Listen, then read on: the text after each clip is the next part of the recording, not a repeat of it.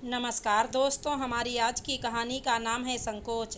क्या हुआ मानसी बेटा, क्यों इतना परेशान हो? अभी तुम समधन जी से बात कर रही थी। ऐसा क्या कहा उन्होंने कि तुम इतनी चिंतित नजर आ रही हो? शांति जी ने मानसी को इतना ज़्यादा चिंतित देखकर पूछा। कुछ नहीं मम्मी जी, मानसी अपने आंसुओं को छुपाते हुए बोली। नहीं, कोई बात तो ज़रूर है, वरना जहाँ तुम हमेशा अपनी मम्मी से बात करने के बाद खुश नज़र आती थी, लेकिन आज बहुत चिंतित लग रही हो।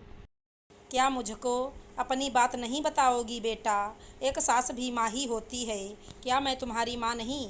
शांति जी ने मानसी को अपने पास बिठाते हुए कहा। मम्मी जी, आपको तो पता ही है कि पापा मम्मी किराए के घर में रहते हैं। अचानक मकान मालिक ने उन दोनों को घर खाली करने का अल्टीमेटम दे दिया। अब आप ही बताइए, इस उम्र में वो कहाँ नया घर ढूंढेंगे, कहाँ रहेंगे, कैसे सब कुछ संभालेंगे? मम्मी के घुटनों में भी बहुत ज़्यादा दर्द रहता है।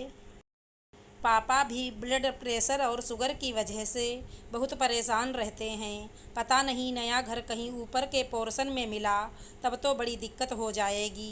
कैसे चढ़ेंगे उतरेंगे वो लोग? मानसी की आंखों से इतनी देर से रुका हुआ आंसुओं का बांध शांति जी के प्यार की गर्मी से बह निकला। ये तो सचमुच चिंताजनक बात है, लेकिन मेरे दिमाग में अचानक एक उपाय कौंध गया। बात भी बन जाएगी और उन लोगों को दिक्कत भी नहीं होगी।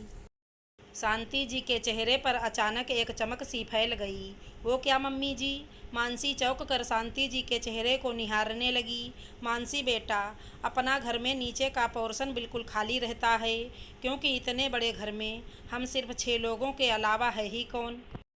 ऊपर ही कमरे खाली पड़े रहते हैं। हम लोगों के होते हुए समधी समधन जी को भटकने की ज़रूरत नहीं है।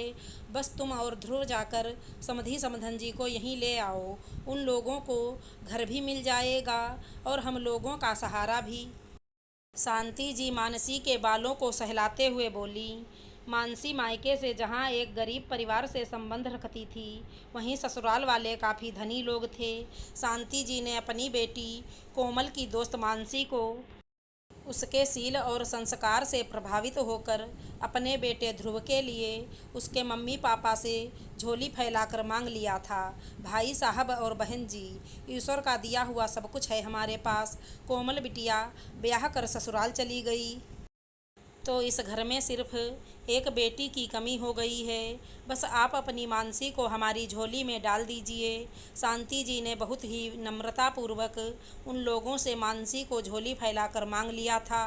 मानसी के मम्मी पापा को भी कोई आपत्ति नहीं थी, क्योंकि बच्चों की दोस्ती के कारण सब कुछ जाना समझा था और उन्होंने मानसी को शांति जी की बहू बनाकर खुशी खुशी विदा कर दिया।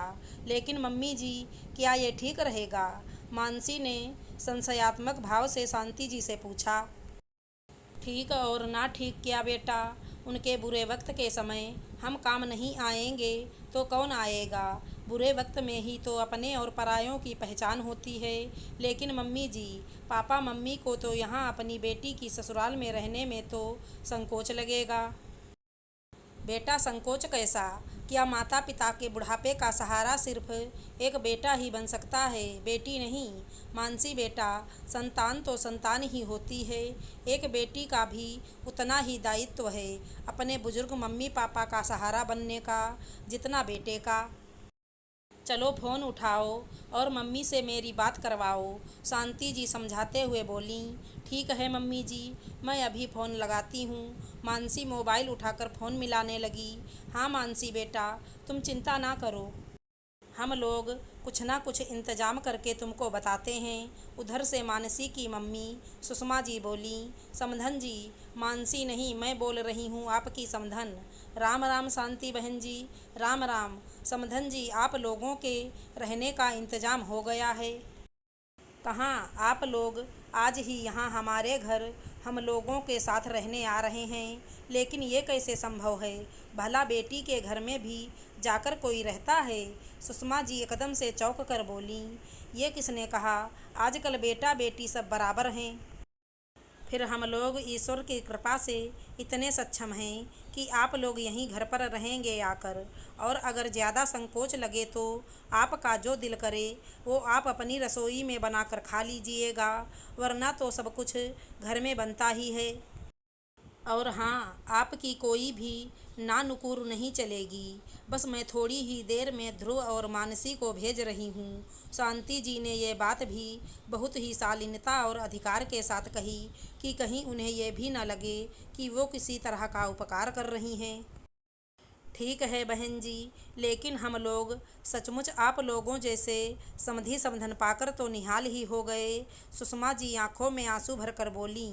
समधन जी, इसमें मेरा भी कहीं न कहीं स्वार्थ छुपा है। ध्रुव और मानसी दोनों ऑफिस चले जाते हैं और ध्रुव के पापा दुकान। मैं अकेली दोनों बच्चों को संभालने में परेशान हो जाती हूँ। अब दोनों लोग मिलकर बच्चों को संभालेंगे और साथ बैठकर एक दूसरे से गपशप भी करेंगे। शांति जी एक तरह से सुषमा जी के दिल को सहलाते हुए बोलीं। ठीक है बहन जी, आप जीती और हम हारे। बस आप ध्रुव और मानसी का इंतज़ार कीजिए, थोड़ी ही देर में आप हमारे साथ होंगी। शांति जी मोबाइल रखते हुए बोलीं। मम्मी जी, आप सचमुच बहुत अच्छी हैं। कितना सबने मम्मी पापा को भड़काया था कि बड़े घर में बेटी ब्याह रहे हो, पछताओगे, लेकिन आपने उन सब की बातों को झूठा सिद्ध कर दिया। आप सचमुच बहुत अच्छी हैं। मानसी तो रोते हुए शांति जी के गले से ही लिपट गई। अच्छा, अब ज़्यादा बटरिंगबाजी नहीं, वरना तुम्हारे कान खींचूंगी। मैं कान भी बहुत अच्छे खींच लेती हूँ, ना मानो तो ध्रुव से पूछ लेना। शांति जी खिलखिलाते हुए बोलीं। और हाँ, तुम ध्रुव को फ़ोन करके मम्मी पापा को लेने जाओ और मैं तब तक नीचे के पोर्शन में सफाई करवाती हूँ। थैंक यू मम्मी जी। फिर अच्छा नहीं, मानसी ध्रुव को फ़ोन करने लगी और शांति जी सफाई करवाने के लिए नीचे उतर गईं। आशा करती हूँ हमारी कहानी अच्छी लगी होगी। धन्यवाद दोस्तों।